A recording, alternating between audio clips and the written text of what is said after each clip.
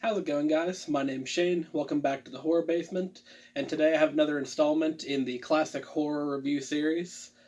Now, today, unfortunately, the box, the 50 DVD set I'm working my way through, slowly but surely, has done me dirty yet again, and we have another non-horror movie that got thrown in here to talk about today. The movie we're talking about today is The World Gone Mad from 1933, which, as I said, despite the very cool and provocative sounding name, is not a horror movie. It's actually a thriller or detective drama, whichever category you want to place it in. This movie begins with the district attorney, or the DA, for whatever city we're supposed to be in, a fellow by the name of Avery, being murdered.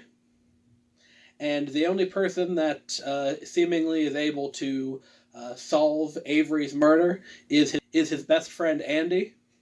Now, Andy is the typical protagonist of this type of detective thriller movie. He is a fast-talking, wisecracking newspaper reporter. Like, he's got the hat, he's got the big brown jacket, he's got the flip-open notepad, and he is going to hit the streets and find out who killed Avery. And not too long into the movie, he actually speaks with the gunman, a fellow by the name of Ramon. And Ramon is the most stereotypically Italian movie character I've ever seen in my entire life. When we first see Ramon, he's actually reclining on his sofa, reading a copy of Casanova. And anytime he speaks in the movie, it's just laughably not racially sensitive. Because basically everything he says is just like he's got the gun and he's pointing it at Andy. And he's like, "Hey, Andy, it's a me, Ramon. I always like you, but if the boss says a shoot, I got to shoot ya. It's a me, Ramon." But of course, Ramon is not the orchestrator of this assassination of the DA.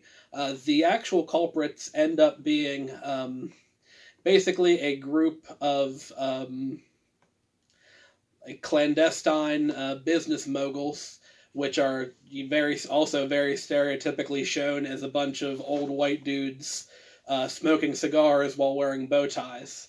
And it turns out that Avery, the DA, was about to invest into their firm, or their business, or their firm, which they have done a bunch of, embezzling and fraud and all that, basically white-collar crime, which, seeing as this movie was released in 1933, and having the Great Depression as, the backdrop of what's going on, it makes sense to have these, fat cat business types be your villain.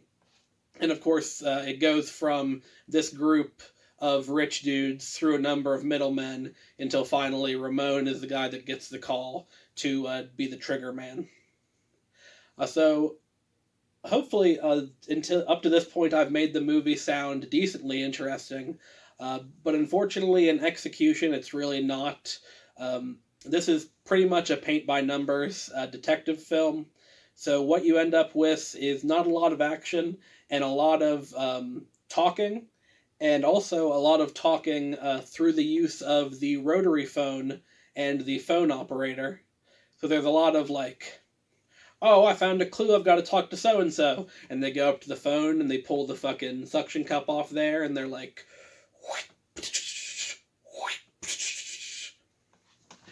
so unfortunately, not that interesting of a movie, kind of slow-paced.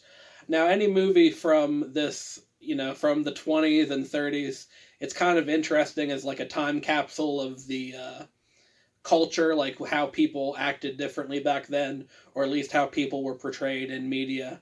But beyond that, not that interesting, so I would say go ahead and skip this one.